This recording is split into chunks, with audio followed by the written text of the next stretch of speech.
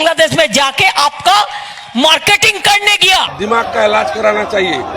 पश्चिम बंगाल चुनाव की सबसे हॉट सीट नंदीग्राम पर सभी की निगाहें हैं। सूबे की मुख्यमंत्री और टीएमसी चीफ ममता बनर्जी इस सीट पर उम्मीदवार हैं। कभी जय श्री राम के नारे को लेकर जमकर बवाल करने वाली ममता चंडीपाठ से होते हुए अब गोत्र तक पहुंच गई हैं।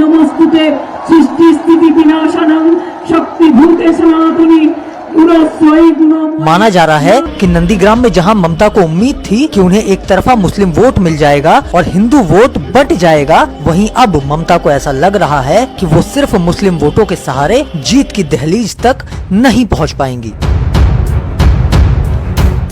हालांकि हिंदू वोटर्स के बीच में ममता की जमीन काफी कमजोर नजर आती है। स्थानीय हिंदू वोटर्स के मन में साफ तौर पर ये छवि बन गई है कि ममता सिर्फ मुस्लिम वोटरों को साधने में जुटी हैं। नंदीग्राम को काफी करीब से समझने वाले स्थानीय पत्रकार कहते हैं, बीजेपी की ओर से चुनाव में खेला हुआ हिंदू कार्ड काम करता दिख रहा है। हिंदू वोटर्स काफी हद तक बीजेपी के साथ जा सकते हैं। बीजेपी ने बंगाल चुनाव में प्रो हिंदू बातें की, ममता को प्रो मुस्लिम दिखाया, लेकिन खुद को कभी एंटी मुस्लिम कहने का मौका नहीं दिया। सभी नेता सबका साथ और सबका विकास की बात करते रहे, जबकि ममता के बयानों को इस तरह से पेश किया गया जैसे वो प्रो मुस्लिम के साथ साथ एंटी हिंदू हो।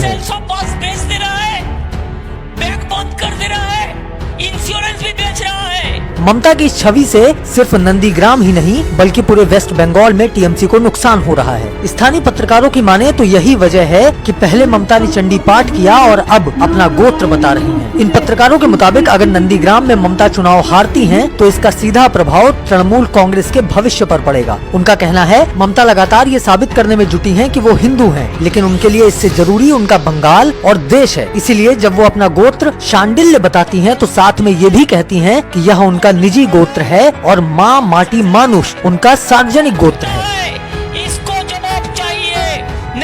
इसके अलावा ममता जहां रोड शो के दौरान व्हील चेयर पर दिखती हैं, तो वहीं राष्ट्रगान के समय सहारा लेकर ही सही अपने पैरों पर खड़ी हो जाती हैं।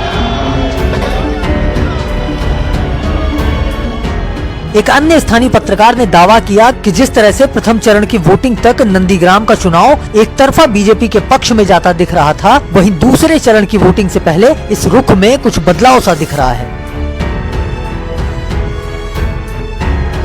ममता के प्रचार के तरीके को देखते हुए एक बार फिर हिंदू वोट के छटकने की उम्मीद है। आपको बता दें कि 1 अप्रैल को नंदीग्राम में चुनाव होना है। इस सीट पर जहां टीएमसी की ममता बनर्जी का सीधा मुकाबला बीजेपी के शुवेंदु अधिकारी से है, वहीं लेफ्ट अलायंस ने मीनाक्षी मुखर्जी को उम्मीदवार बनाया है।